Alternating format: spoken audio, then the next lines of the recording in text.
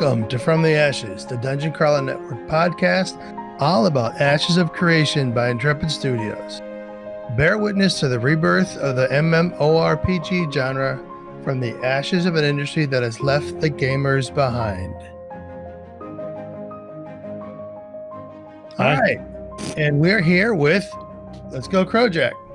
So I was waiting for you to say the whole "I'm a jealous blah blah blah," but make your own spin on it, and then you didn't. And I'm sitting there going, "Where is it?" I'm Stormzlord, temporary host of From the Ashes. I was waiting for it. Didn't happen. Hi, I'm Krojak. Hi, that's my name. I'm here. What's up? Alpha Soul here in prison. And that means I'm Stormzlord. How you doing? Just checking. It was almost the perfect start. It was closer. We're getting closer. All right. Evening, chat. Good to see you guys here.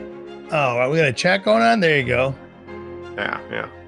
There you go. All right. So we're going to give a shout out to Patreon, Twitch subscribers. And if I mispronounce your name, that's because I can't read, but Self Gaming, or that too. Starfallen Games. All right. Zimmergy, that's your own fault for using that one.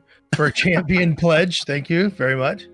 Ishibu for the new Vanguard pledge, thank you.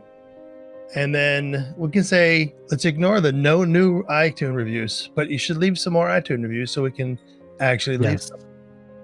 All right, let's do that. Now let's lead it over to Alpha Soul to talk about the game news. Yeah, so there was a couple of big points of interest here. A lot of it was shared on the live stream, but first one was that the move from Unreal Engine 4.23 to Unreal Engine 4.25, at least Intrepid stated that was part of the move. Now, I don't know what the significance of that is. Perhaps you can elaborate on that, Storms? Oh, yeah, there's some large pieces that are moving between the two of them. I'm not going to get totally in depth because I'm not sure exactly which pieces they're moving between. I'd be very interested to find out which pieces of Unreal they had to move, but they had to postpone the alpha test, right? Mm-hmm. So it's big enough of a move that they built some of their stuff off of some of the classes within Unreal 4.23. Right? Which leads me to a question. What would it be like to port this game to Unreal 5 down the road? Right? Because with that technology, they can upgrade the graphic fidelity of this game over time and try and keep up with the times. What kind of a jump would it be to go from 3 to 4 or from 4 to 5? They're going to do that. I believe they're going to do that, right? That's going to be a jump, but I believe they're going to do it because you have that ability to do those tests in the background as you're doing that, right? So it's not like just throw it out there and see if it works. You've got a separate set of servers. You're going to start doing a separate set of code tests to see what breaks. Like a PTR server. Know what you have, right? Because say you have your own weather system, that may not be upgraded, so you're good. Or have your own tree system, that may not be upgraded, you're good.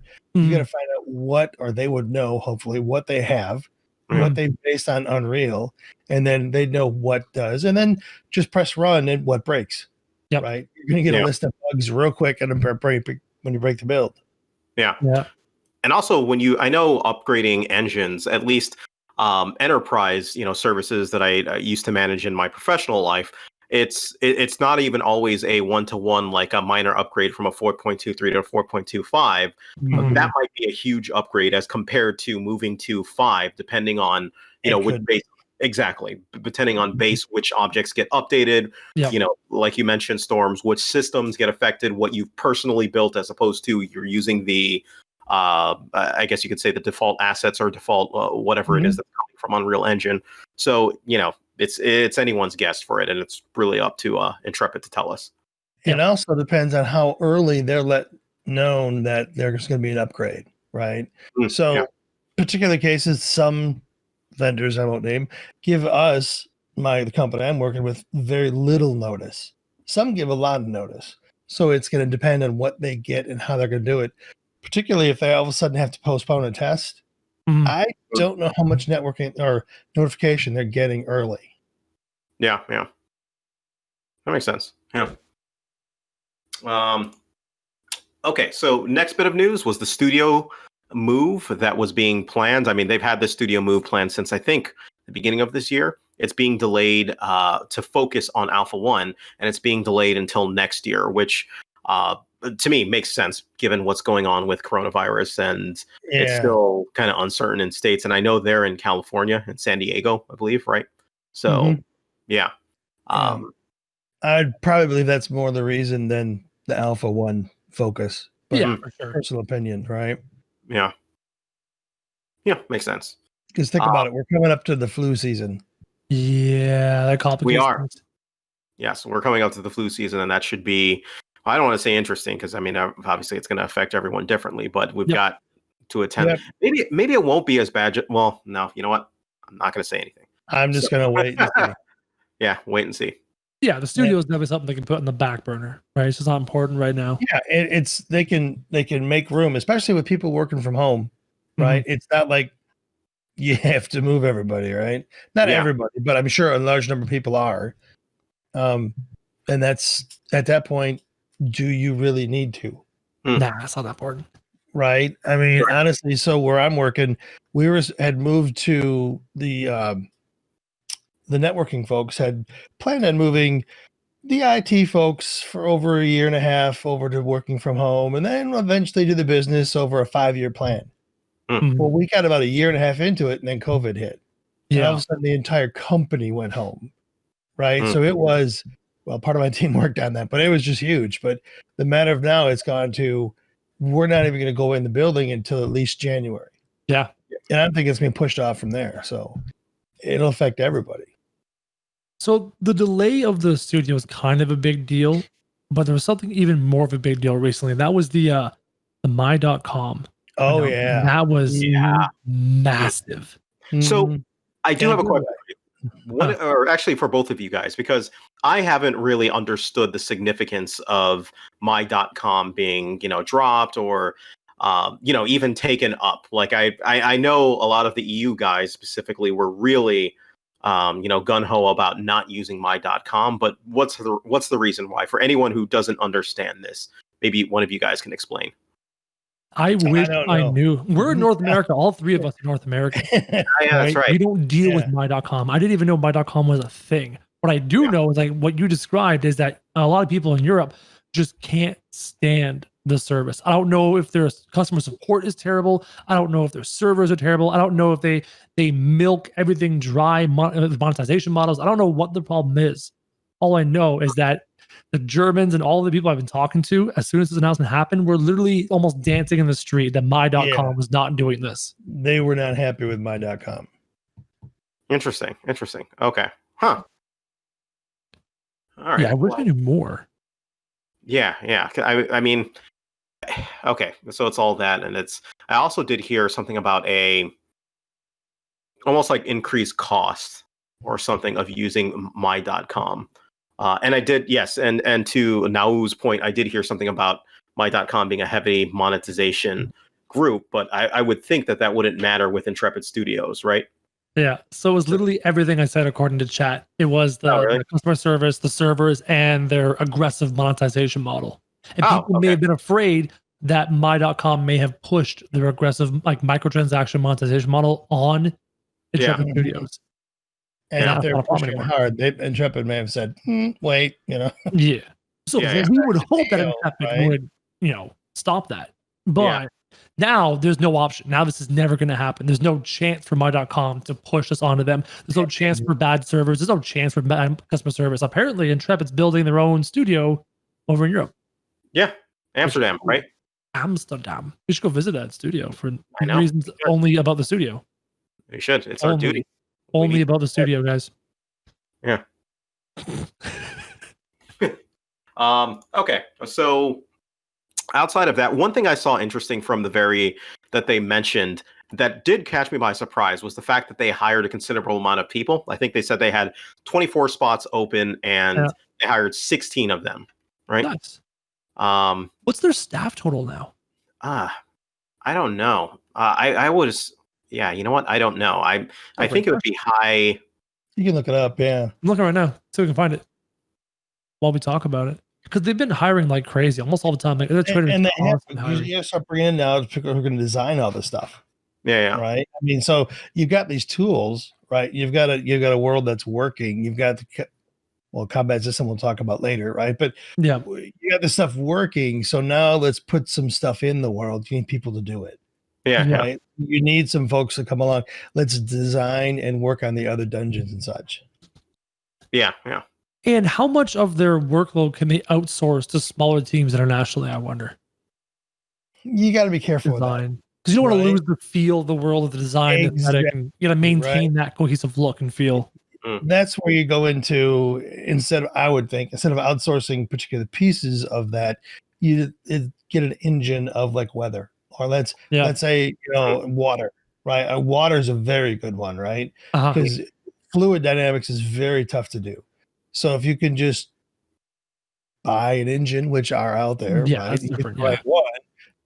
Bring that engine in, that is going to save you more of the time than if you were to write it yourself.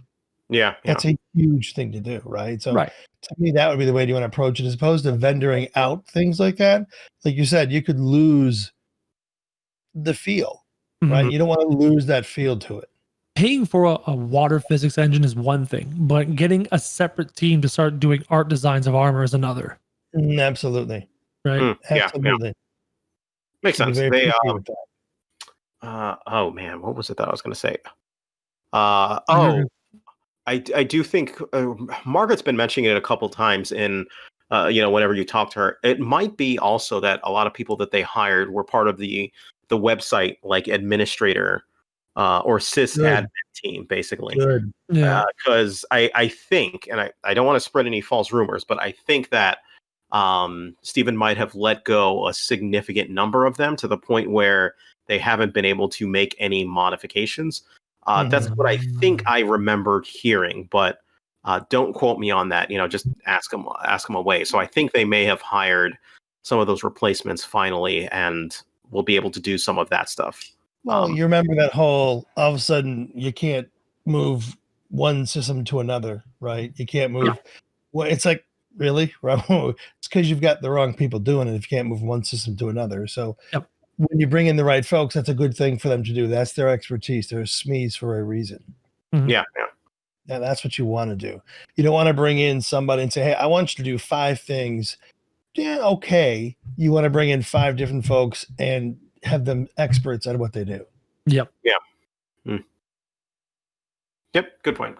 Can we get to the cosmetics? I really want to talk about these cosmetics. Oh, I want to buy all those, man. New cosmetics. Oh, they're so good. Probably the second best set so far, behind the black and red set. That was just a beautiful, cohesive thing. Oh, I wanted to buy the Raptor one, but I didn't like the concept art. Yeah. But when I saw the actual in game, I'm like, model should have bought it. Like I said before, once the asset team catches up, and for the monthly cosmetic, they can also have the pre-rendered model as well in the. That's what you want to see. Yeah, that's what you want to see. That will help sell cosmetics like crazy. Absolutely. Yeah. The foxes, though, they do remind me of. Not sure if you guys watch anime, but the Nine-Tailed Fox from Naruto. Oh yeah, it's a 2-tail fox, but it's fantastic. Yeah. Oh, do we have them up on the stream? Yes, we do. Oh, those I want. The robes are fantastic. Let's start one by one. Let's start one by one of these things. Yeah. Let's talk about that's the rotating. Okay. Yeah, so, there you go. So talk quickly. Talk quickly. Now, the freehold skin is awesome. How big is this thing? How did you see those steps? Awesome. They were massive. Yeah. I keep having this question with a lot of these freehold skins. Some of the structures are ginormous. Mm-hmm. Like Colosseums and that humongous, that looks like a fiery altar of doom. That looks like a sacrificial altar at the top of those steps with a molten pit in the middle. Like, how big are our freehold? It's a great idea. I'll sacrifice the jealous on that altar. You want to win. My heathen gods. How big? From what I understand, your freehold plot is like an acre or whatever on the village level. And I believe I was reading you can purchase expansion slots for your freehold as the mother node levels up, et cetera, et cetera. So maybe by the metropolis stage of the mother node, you can have a freehold that's 3, 4, 5 acres, allowing you to build these massive structures. Yeah, that'd be awesome, wouldn't it? Yeah. But what purpose do they serve? They're supposed to be skins. Who cares? They're supposed to be skins or cosmetics. Does that mean that sacrificial altar cosmetic, there's actually a sacrificial altar functional piece of property you can use? And that's just a reskin? I'm betting it's something like a garden reskin. Oh, come on. That is not a garden. Right? I mean, come on. So, yeah. What flowers are you growing in that thing? Well, you can choose flowers or you can choose lava. That's what it is. I think. That's what I'm guessing. I would not choose flowers. All right. This pet is adorable, though. Like, oh, man, that thing's going to do so many cool things and the smoke effects coming off of it. And the mount and the pet, I'm hoping they leave footprints, even the boots, just leaving fiery footprints behind and stuff like that. Yeah. Oh, those cloaks, man. Oh, yeah. Those cloaks are awesome. If you're into the elemental stuff, like this is an amazing fire set. Mm-hmm. Yeah. I want to see that in real life. Well, that boat is majestic. Just it's phenomenal. I find the boat okay. It looks cool. I more like the undead ship. I've got my ship. That is an altar in front of a pool of magma. And I'm going to sacrifice something on the altar. And I better get experience or reputation or something for doing so. Mm-hmm. Absolutely. Those boots are cool. Steven, where is my holy angelic cosmetic month? Where is it? Or I've been waiting for it. We got the super demon set. We got the super fire set. Give me my super holy set. I want it. Please and thank you, Steven. Anytime now. Although next month, well, you might not get it for a while. Next month is Halloween, right? So October, Halloween. Yeah, we have another dark set. This will be the third year of Halloween sets, eh? Because you had the Plague Doctor set. You had, I think, the black and red demon kind of set. And I think we're circling around again for another October set. Yeah. I wonder what they're going to do. I don't know. They had you're right. The demon, I forgot it. The Japanese type, they had the Japanese demon face mask and then the orange and black. Yeah. Pumpkin heads. No, I don't think, hey, I literally about to say, I don't think Steven would ever do like a pumpkin head kind of cosmetic. And then I remembered Stuffertons. So anything's possible. It's a gourd head. It's just a gourd head. That's all. Yeah. It's just a larger gourd. No big deal. It's not a pumpkin. It's a Vern gourd. They made a boat out of a swan. They made a stuffed animal mount, and they made a Hydra become a maiden with a swan into the Hydra swan. So if Intrepid can do that, they'll make anything they want to make for cosmetics. Yeah, absolutely. Absolutely. But I really do like those robes. They're awesome. One of the things that I like doing is reading. What is it called? It's a genre called Lit RPG, and it's basically the premise is. The book series and premises are you're lost in a virtual world and it's like MMO type stats. Yeah. It's very interesting, like games, book series. Anyways, one of them is this series called Awaken Online that I've been reading. And it reminds me of the fire mage that they have in it called Finn. I really highly recommend checking out this series. It's a really good series, but what's it called again? Awaken Online. Awaken Online. Yeah. It's really interesting just because it not only does it have like those RPG elements, but also touches on a larger element of like AI and how it would potentially be used to, improve life. And, it manages to slow down time while you're inside this game world. And it's interesting. Or you take the Ryan Reynolds route and you go the NPC who wakes up. Yeah. I'm looking forward to that one. That's going to be good. Yeah. All right, Awaken Online. I'll look at that one. Thank you. Cool. So let's move into our main topic. Yeah. So one of the most interesting things that came about within the live stream was their main showcase, and that was obviously the hybrid combat system. It was their first iteration, and just to stress for anyone listening in, it's their very first iteration. We expect things to change and things to go off, and it is a very early iteration of it, but nevertheless, it was them showing off what they currently have as their system, right? I'm just going to leave it there. What did you guys think of it? Or I can dive into it and, kind of start off with my thoughts. You should probably start off because I believe you actually handled it. You held it, you used it. Yeah. Gotcha. So So what they displayed within the live stream was 100% what we got to play in the pre-alpha and system like that. And that was basically this. The way it has it set up is normally by default, it's Ashes of Creation right now is a tap target system where you go through standard tap target, you can tap through monsters, critters, click on something, go over to it, and attack it. There's no auto attack, so you actually have to manually attack and use skills. Everything that you do has a purpose, and you have to manually initiate and do, either with a key or with a mouse button, whatever the case may be. Yep. That said, you can also switch over into action mode, right? When you switch over into action mode, what then happens is you have your mouse clicker becomes like a free form clicker and you're able to aim around to do it. The best way to think of it is think of APOC, right? Yeah. You're switching between a tap target mode versus APOC. That's really what the system is, right? Right now, because you can, look around basically, and you are able to hit multiple critters with your swing if you, go by it that way. But anyways, that's what the system is. And personally, I'm not a fan of the current system. Like I just chose to use tap target. I was like, okay, it's just a better system. It kind of feels better. But the main reason was because I didn't really, in its current phase, I don't really understand the point of using this type of a system, right? Going into action mode just makes things harder for you to go ahead and initiate and do, and there's no real benefit to it. So in my head, I was thinking, okay, well, if this system's got to work, then, you gotta add some benefit to being in action mode. There's got to be some reason for you to make it harder on yourself to hit creatures or people and gain some benefit to do so, right? And then my other criticism, it just doesn't feel right, or and flow through for it. It kind of feels like it's currently straddling onto realms. Not to say they can't get to a better space, but just right now it just doesn't feel right, if you will. Yeah. It comes down to damage. It comes down to cost versus benefit. It comes down to risk versus reward. If I'm switching to an action combat system and I have the chance to miss my attacks because I'm not automatically targeted on, I need to deal more damage to make it worth it. And therein lies the balance nightmare.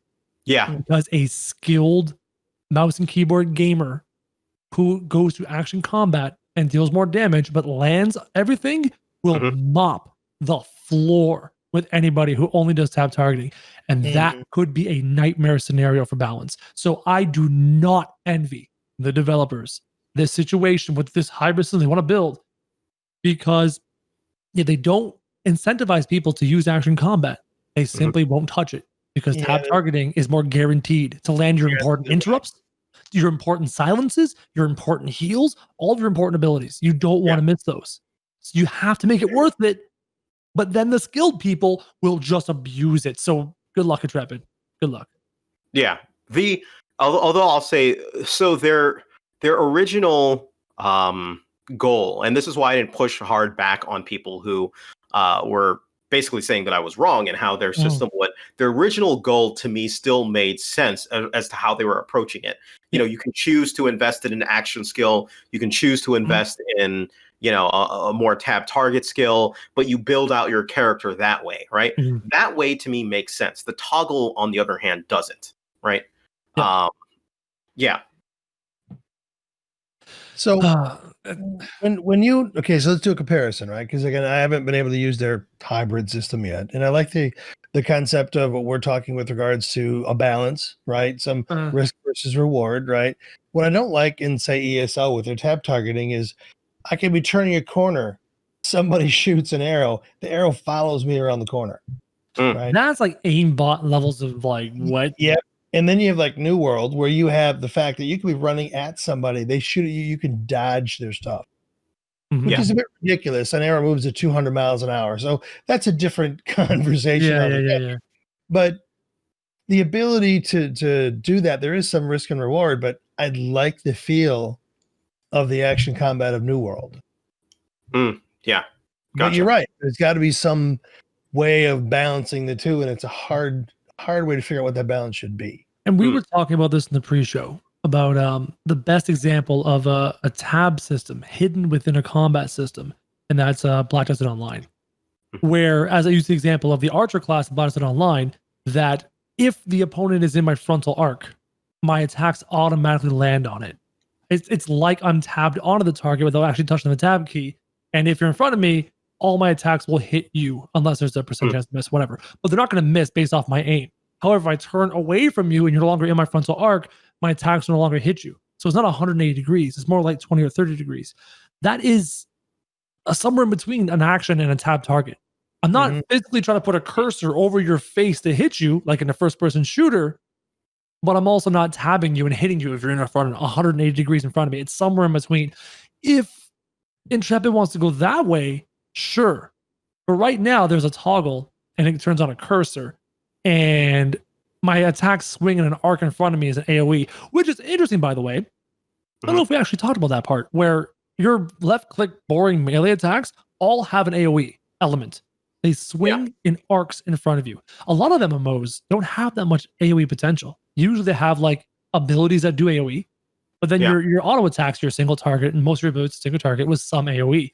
This MMO right now, just based off where we're at, has a lot of AoE in it. Yeah. Which means you're going to see groups of people run around, pack up a whole bunch of mobs, and AoE them down for grinding. Just where we are right now, this pre-alpha, early. Yeah, I definitely think that's possible, at least up front. And if all classes can use all weapons, does that mean all classes have this AoE potential? Yeah, absolutely. Yeah, absolutely. Interesting. Yeah. And I like that ability of all classes to use all weapons, by the way. For sure.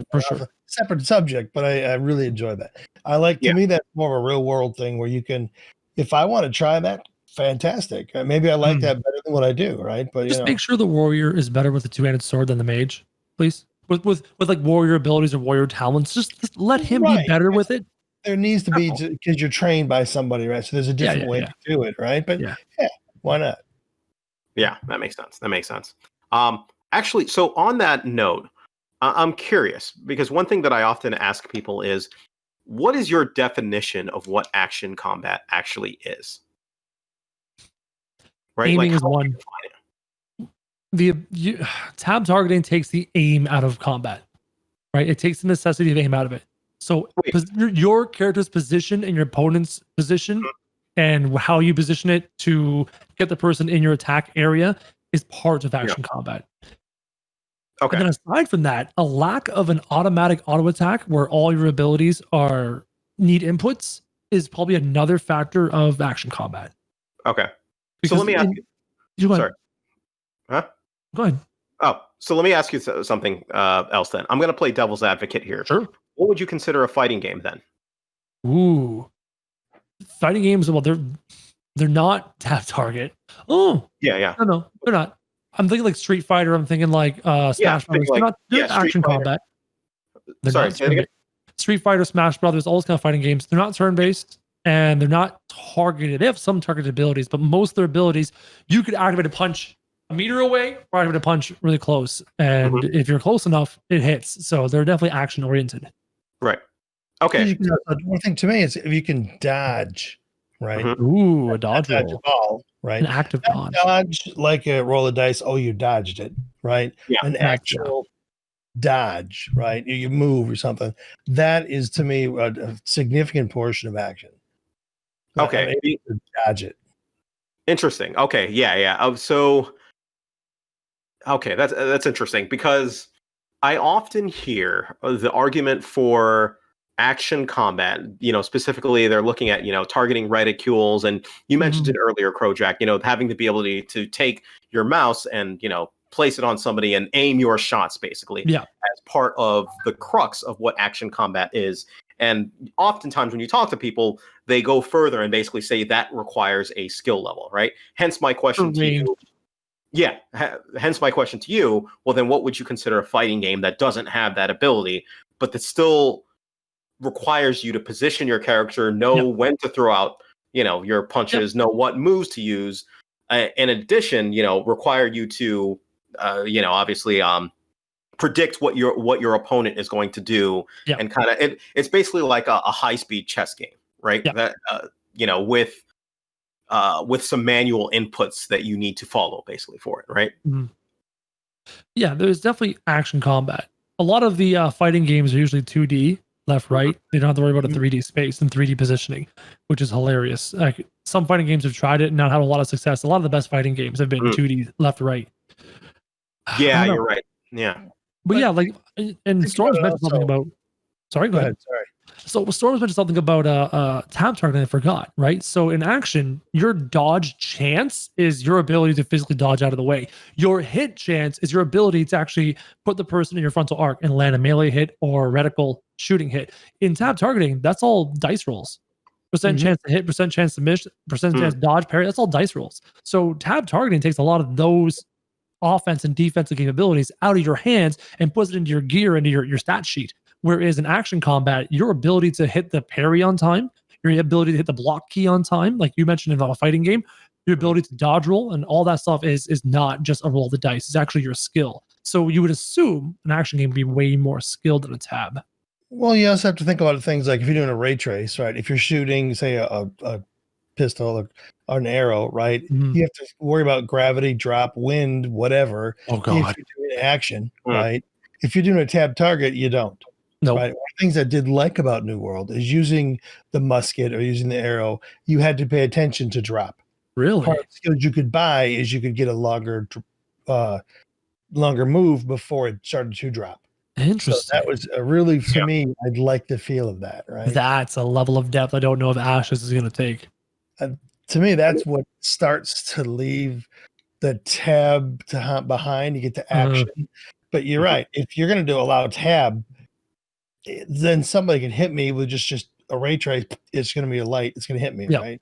But if I get some ability because I'm using action and I can hit a critical area, if I can do a headshot, if I can do a heart shot, if I can do something that gives me that ability, that's what I'd like about action.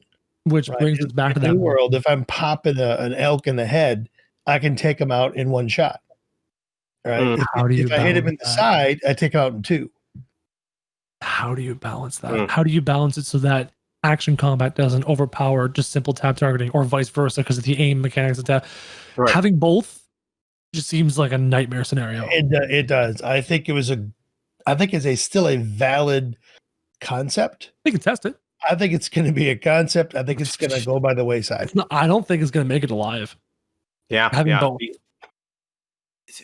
Did you actually? You guys both played New World, right? I've not touched it yet. Oh, you have not touched it yet. No. I'm wondering, actually, chat as well as Storms. Did you ever notice the phenomenon of the naked person running around and fighting? No. No, you didn't. What? So Sivian, yes. Yeah. Okay. Yeah. So, okay. So I pretty much, so even before the latest version, I played the previous version, and one thing that people figured out pretty quickly was if you were good enough at New World, then the goal is not to be hit, right? Oh, and if you don't wear, and you're quicker, the less armor that you actually have on in New World, right? So you can roll farther, you can run faster, you're going to take a ton of damage. And so what it spawned, especially in those early versions, not so much that I've seen now, but I still see the occasional ones. And I recognize their names from the earlier one. Yeah. So you'll see naked warriors running around basically with like their weapon, and they're going into battle in PvP. And, it's very easy to underestimate them until you realize that if you can't hit them, if they're just dodging around and, using their mobility. Exactly. Using their superior mobility, using their natural born quickness, and plus, because they're not wearing any armor, they don't have that fear of death that other people do. If you're doing that 1-on-1, 2-on-1, it's something, right? But if you're doing multiplayer PvP, right, where you're running around naked, you're gone, because I'm gonna be in the back with a musket just waiting, right, for you to hit somebody. Because when you hit somebody, you're gonna stop. Yeah, you stop. Right? Yeah, you're done. Absolutely. That's all. Now I sacrifice somebody when you hit them, but then you're gone. Yeah. So there's different ways of dealing with that. That makes sense.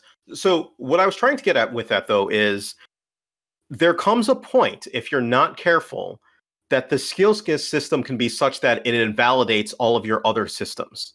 That's true. Right? Because if you can, if you're genuinely going for a skill-based system, then you can get to a point where it doesn't matter what the heck you wear, right? You can be confident in your ability to not get hit and to dodge and to hit your opponent to the point where you don't need to wear armor and you can kind of throw their systems by the wayside, right? Which unintended consequences. You need to have somebody who's the skilled designer, the overviewer of all the skills that's going, okay, yeah, here's your skill set. You have your SME on your musket skill set, your SME on your melee skill set, but then you have someone who goes over all the skill sets. So let's see how we put these together, right? You bring in somebody who would do just that. This is what beta testing, alpha testing is for. What are they doing? And because these are human systems. We put them together. We're gonna put them together wrong. Because that's what we do, right? We put things together wrong. You fix them as you go forward. So let's find out what we've done. What did we unintentionally put forward? And then let's go in and tweak a couple things to make that work. Because if you take in real life, you take somebody running around naked with a hatchet, they're going to get the first ones taking them out because they're going to have focus, right? One of the things in ESO when you're the werewolf is the soft aggro. Everybody wants to get you because you're the werewolf. Yep. Right? So I'm assuming if you're the naked guy running around in PvP, everybody's going to go, I want to get him because he's good. I want to get that person. So you may have some aggro. So things we have to work at. So talking about having a skill system in an MMO and how you can potentially get to a place where you can ignore systems and just kind of use your high-end skill to overpower things truly defeats one of the main purposes of MMORPGs. And that is time spent equals better gear equals power. Right. That's a fundamental MMORPG feature where you spend lots of time into the game, you acquire really nice gear and some experience on the way, and you should be able to overpower your opponents with some skill. But gear plays a massive factor in MMORPGs. This isn't an FPS. This isn't CSGO. So, as Alpha alluded to, if you allow enough skill into this game and you're not careful, you can completely ignore the gear grind and run around naked with a hatchet and just win. You're going to want to balance that out. That's going to be tough. Just again, we're back to the same concept of how. There's another question of, well, let's talk about that, right? So you're going to have a whole sit down around, let's talk about these skill systems. And I guarantee you there's a chart somewhere that somebody put together both in Intrepid and out that is like a counter to everything. Yeah. Right? You do this, I do that. You do this, I do that. You need that, and you need to go through everything and say, what did we miss? Because I'll guarantee you, to use a very old story, somebody's missing some dinosaurs. Yep. Somebody assumed the number of dinosaurs and they missed the count, right? Yep. You have to go through your systems and find those holes. And this thing in New World is one of them, and I'm sure Ashes will have them too. Luckily, we're going to have a lot of alpha testing. Lots of it. Alpha 2 is supposed to be pretty darn long. So their goal is to have a 50-50 balance or so between gear power and skill power to ultimately decide how good you are in the game. And if they don't achieve that through their alpha phase, they can adjust things in their alpha. Yeah, I agree. I think 50-50 is too strong towards skill in an MMORPG. I think so too, honestly. I strong towards skill.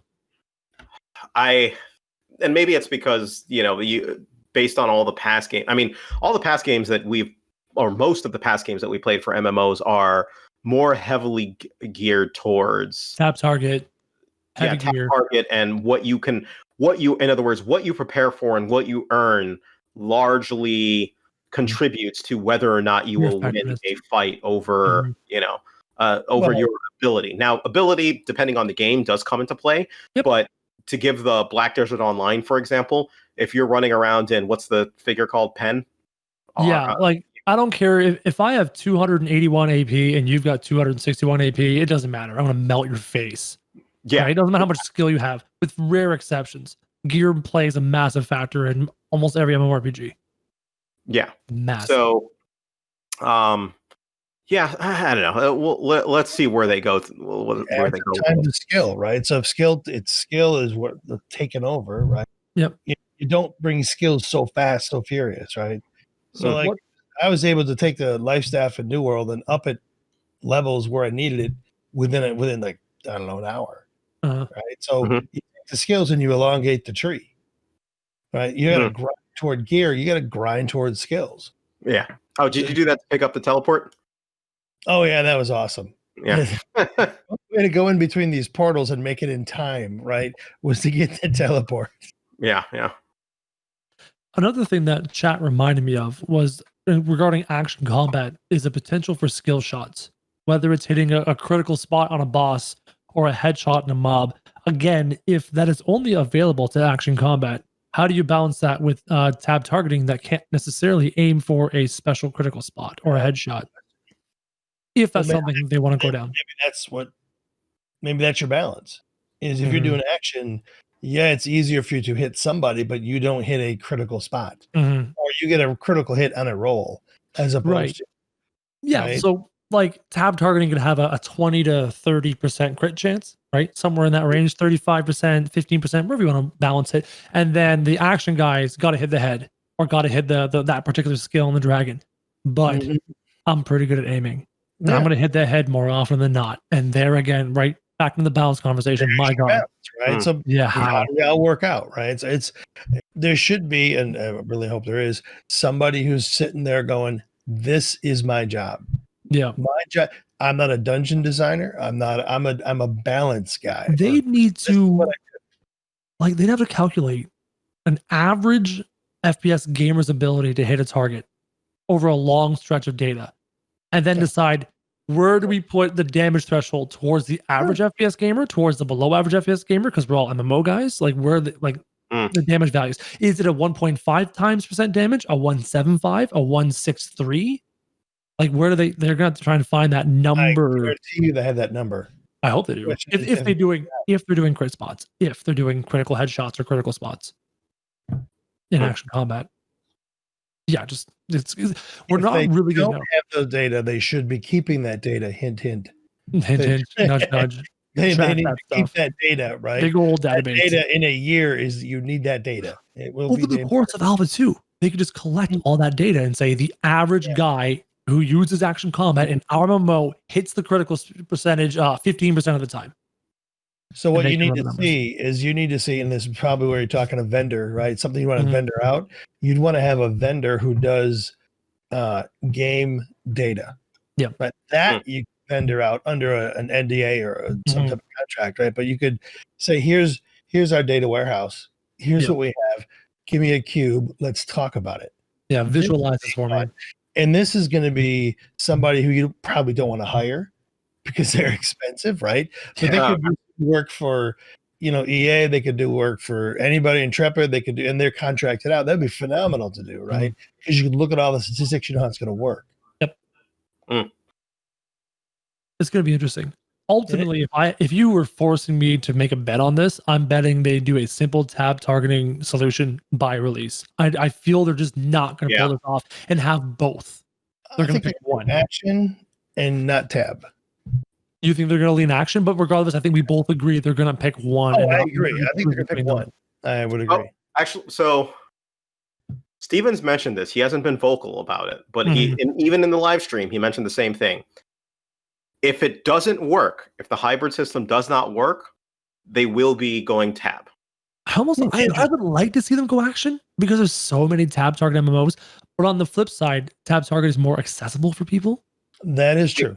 Is it more accessible? It's more accessible, yeah, but I also think it's easier in terms of time investment from a development standpoint. True. It is. Right? To get an action system right requires you to almost focus your entire efforts into doing so from every little aspect, of that. And I think if you attempt to do that, then if you're looking for a fully action-based system that's going to come out of Ash's creation, then you might as well push the date back at least 2 years. If you're putting together a hybrid system, right? You're putting together something that already has multiple hitboxes. You're putting in something that already has to take collisions versus ray tracing. So you have the ability to, depending how they set it up, right? Because they are doing hybrid. You should have most of what you want to do for action and most of what you want to do for tab anyway. Yep. Yeah. Because you've got an input to make it work. So if you have that, the question is, did they in the design in the beginning or when they restarted the design, did they say, okay, we want to set this up, but our main requirement that we cannot forget is we want to be able to turn one or the other off. Yep. Have that ability. Right. Because if they didn't, if they say that sort of slips out, it doesn't stick as one of the main epics that stays around in their coding, right? Yeah. Then they're in trouble. Because then you're gonna have stuff buried down deep that's oops, when we decide to turn off action, tab is broken because something down deep is working different. Yep. That's true. Yeah. Now, chat brings up an interesting point on this discussion. The target audience, especially initially for this MMORPG, are definitely veteran MMO gamers. Mm-hmm. This MMO is not necessarily being built from the ground up with a younger audience in mind. It's going to start with the veterans who are looking for a home and then go from there. And what do the veterans know best and love best? It's tab target.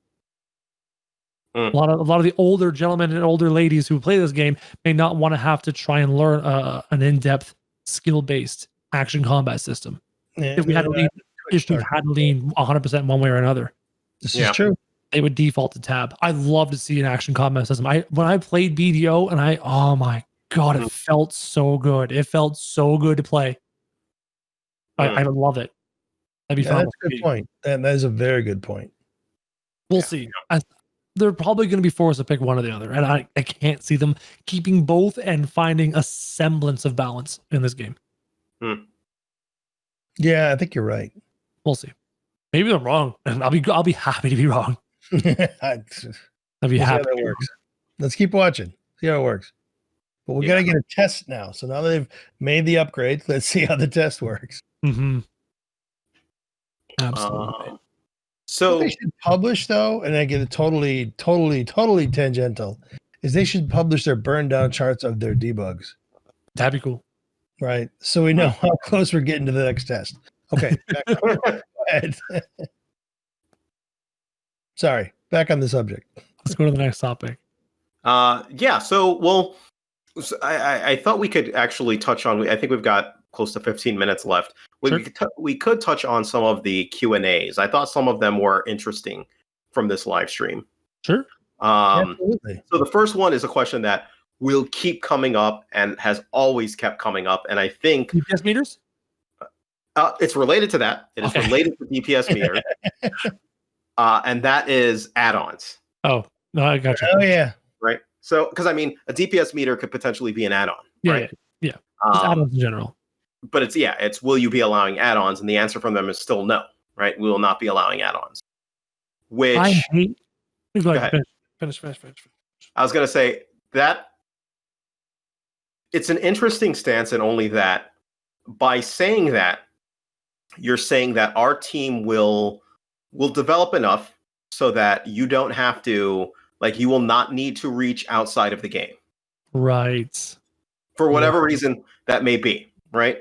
Because you look at Final Fantasy XIV, largely they have done that. However, there's a little wink, you don't do it too hard, in the game, and we won't ban you for using a DPS meter. There are third-party DPS programs that you can set up so that you can have a DPS meter. But as long as you don't use it in a way that is like if you tell the group, hey, Bard X, why are you doing shitty DPS, right? Here's the DPS meter. If you do that, you're probably going to get banned, right? But if you don't do that and, you either keep it to yourself or, use it as a tool of encouragement, then they're probably not going to ban you. But even in their case, they did not come up with all the tools, despite there's a clear need for some of the more competitive guilds, especially for DPS meters. That's just the nature of the beast. Yep. Right? You know what I hate? Dungeon boss mods from World of Warcraft. Literally screaming at me with humongous UI elements and large, loud alerts. What new boss ability was coming up and all that jazz. I hate that. It just clutters the game. Get rid of it. Create boss fights that don't need it and make sure it can't be used.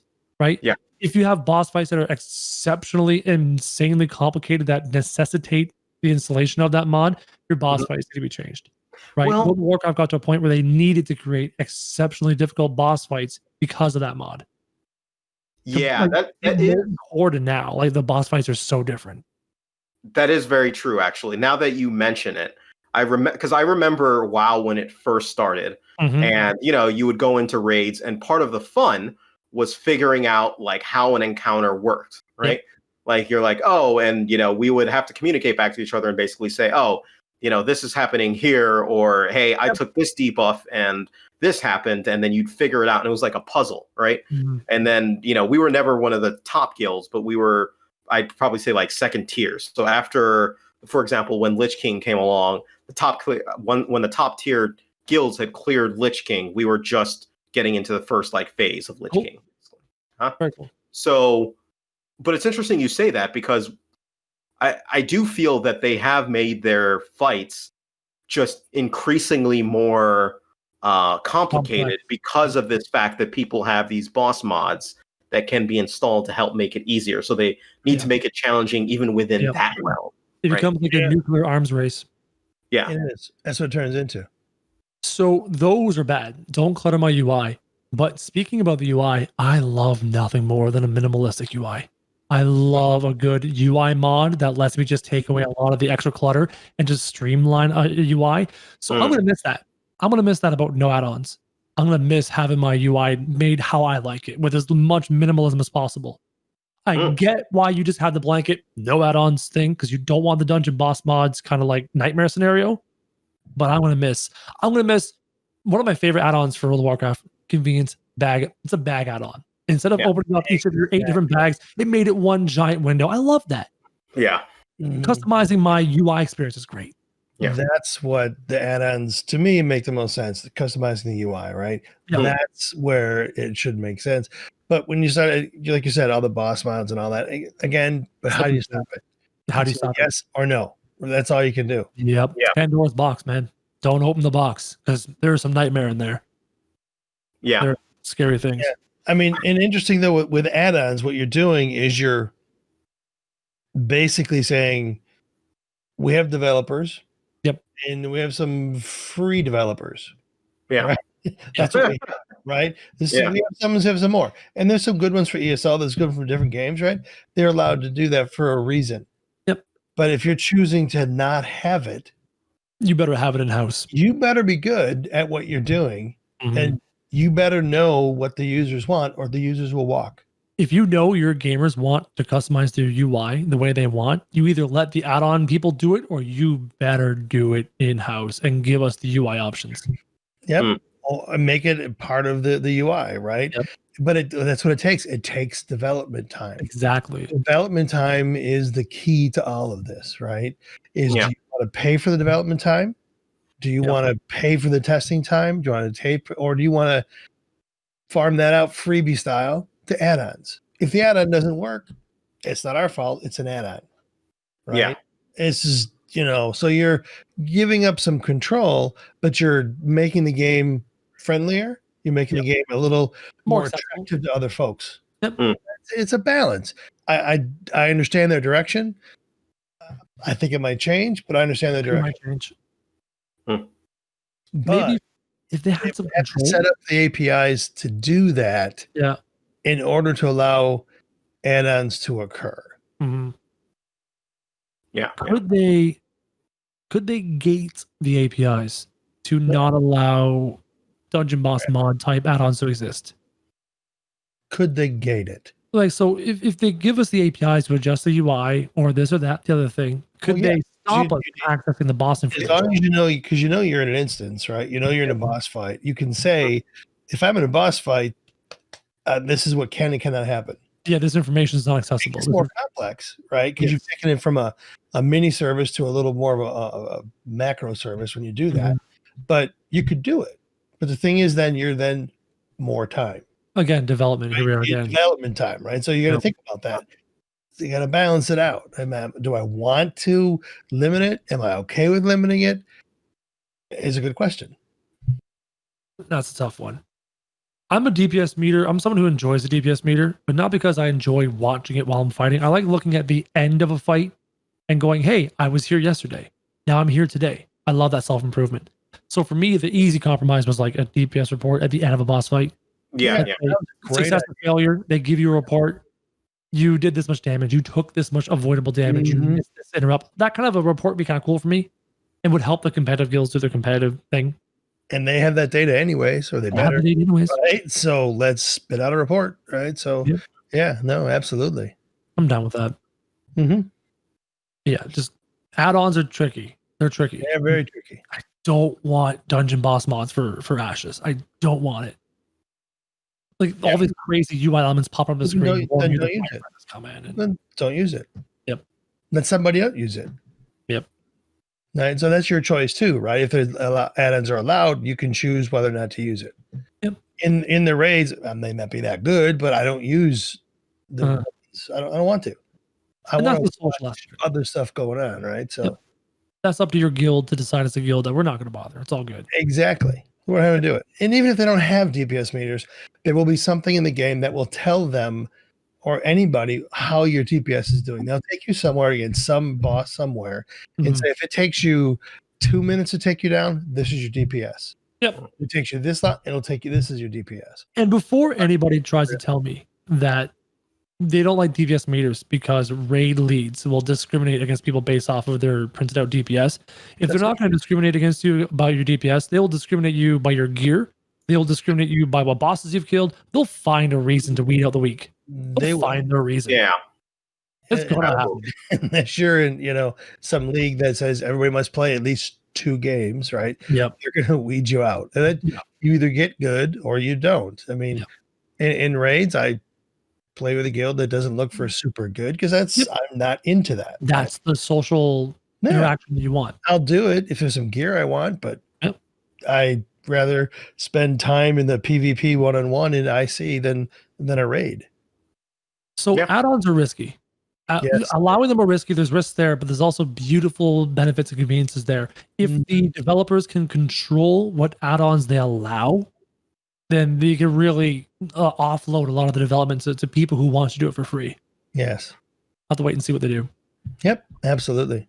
But you got to think that one through, right? Because you have to, when you set up an API system, you really have to work through those design thoughts because no matter what you think is the way people are going to use it, they're going to use it another way.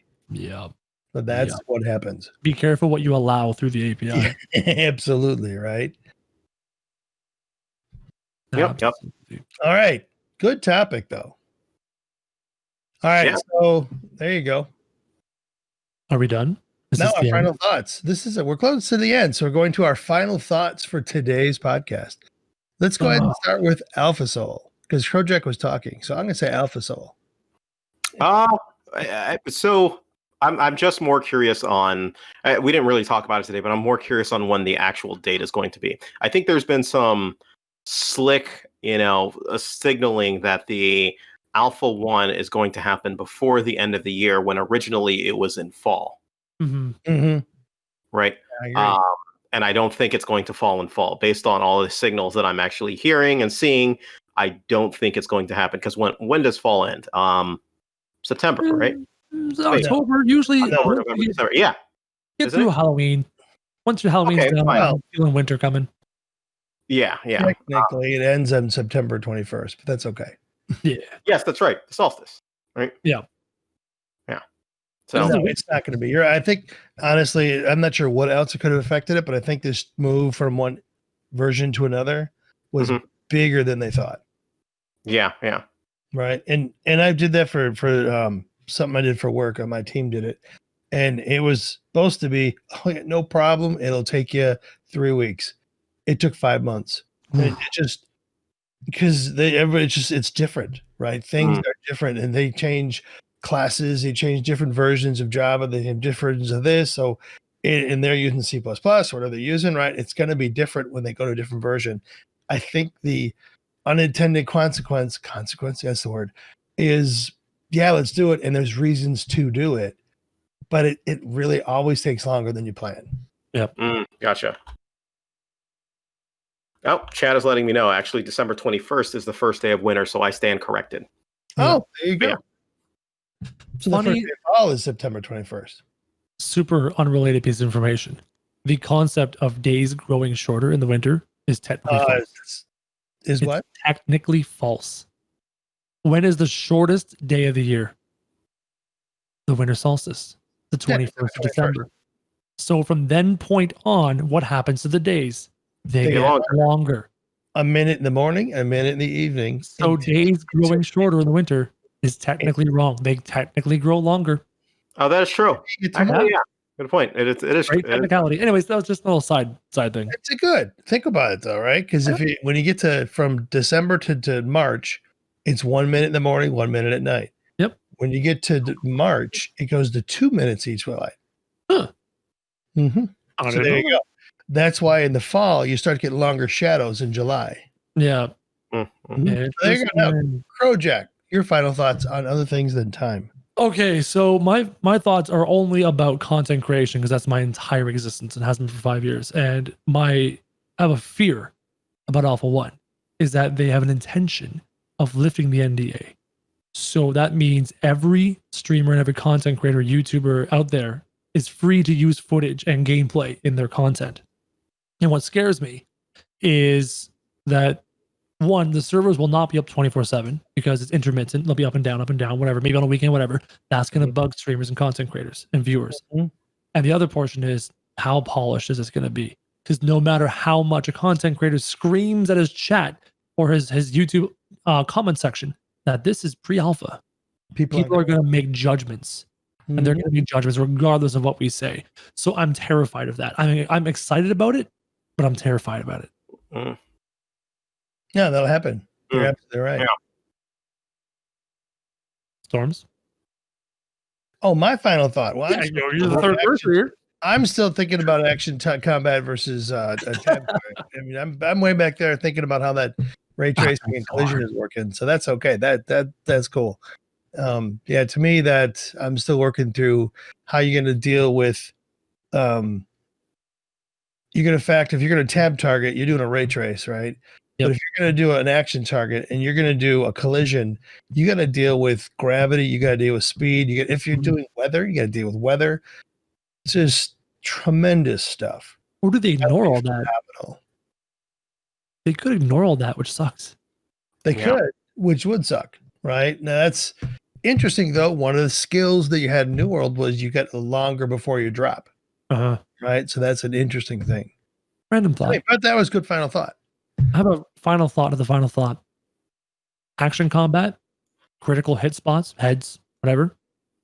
Aim bots. Oh, yeah. I've been talking about that for days. Oh, yeah. I mean, you'll have that. That's why they have cheater engines. That's why they have cheater engine catchers, right? You have that they will be there. Yeah. And the question, you can't weed them all out is what do you do with them, right? You can't weed out all bots. So how do you deal with them? Yeah. Yeah. Absolutely. So there you go. Now, Krojak, where can people find you? Hi, my name is Krojak. You can find me at twitch.tv/Krojak. And from there, you can find me everywhere else. But start there. Start on Twitch. There you go. Alpha Soul, how about you? I can be found on YouTube. You can find me at youtube.com/Alpha Soul. Is it Alpha Soul or is it Alpha_Soul? One of the two. Figure it out. Figure it out. There you go. So I'm Stormzlord, and you can find me at dungeoncrawlernetwork.com. You can also go find me at Twitter, and that's about it. So there you go. Cool. But you can follow everything we do over at dungeoncrawlernetwork.com. There you can find links to all of our social media, including Twitch, YouTube, Twitter, and Discord. Be sure to check out our Patreon at patreon.com/dungeoncrawlernetwork. If you want to help support the show and consider leaving us a 5-star review on iTunes, that would be great, because then we can have more reviews in the beginning. But they'll also know that we are a real podcast, that we say real words, and sometimes they matter. Thank you for joining us on this episode of From the Ashes, and we'll see you next time. Bye, guys.